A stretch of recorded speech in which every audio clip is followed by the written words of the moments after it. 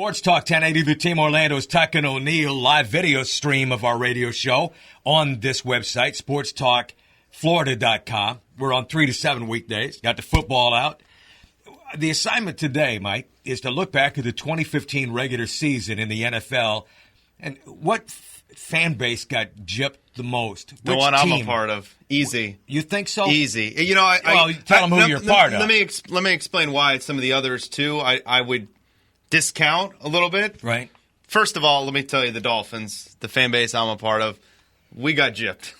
This was a year where expectations were climbing to a point where not only were the playoffs expected, but maybe even more than just a playoff appearance. Maybe challenging to beat New England in the division, winning playoff games. They went all in the offseason with all the moves they made. And Ndamukong Suh, the biggest free agent out there, they spent the most money on. A young developing quarterback. Everybody's back in. And here's the thing. Why Miami's most disappointing?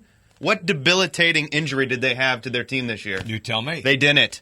They had injuries, like every NFL team does. They didn't have Andrew Luck go out for the year. They didn't have Tony Romo go out for the year. I know. You know, those are things that I factor in. They didn't have Joe Flacco and Justin Forsett and Terrell Suggs go out for the year. All those fan bases are disappointed. The Ravens, the Cowboys, the Colts. Right. But the Dolphins didn't have any obvious, well, that's why they weren't very good this year. They just blew, and they had to fire their coach. It just got worse and worse as the year went on. I'm picking up some stats here just because I think I understand what you're saying. I honestly, when you were touting Miami, you weren't alone. There were many others around the country, key analysts who believed that watched the Miami Dolphins in 2015. So I'm on board with what you have to say about them.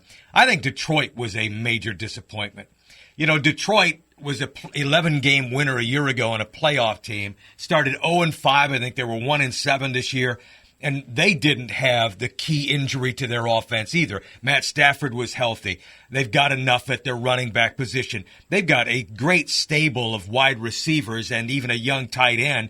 I thought they were very much an underachiever this year. They dug a big hole early. Yeah, I mean, you could see it by the end of the year. They were playing a little bit better, and that's why Jim Caldwell might not be fired. I actually thought you might go with one of your two favorite teams. I mean, you got like 20, but the two teams that you were riding high on. Remember before the year started, talking about get on the Buffalo Bills? I thought maybe you might point at the Buffalo Bills. Yeah. Or maybe fly, Eagles, fly. You were doing all this banana stuff. I mean, what about the Eagles? I thought maybe you'd be on the Eagles. Excuse me.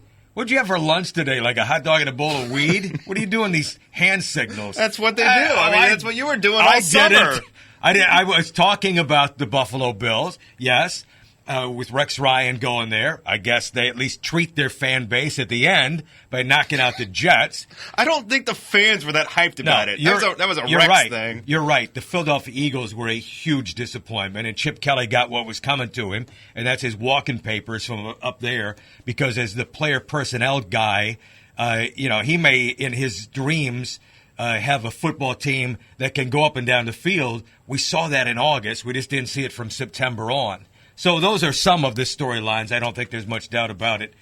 Disappointing seasons in the NFL Fins by down. Some of those. So disappointing.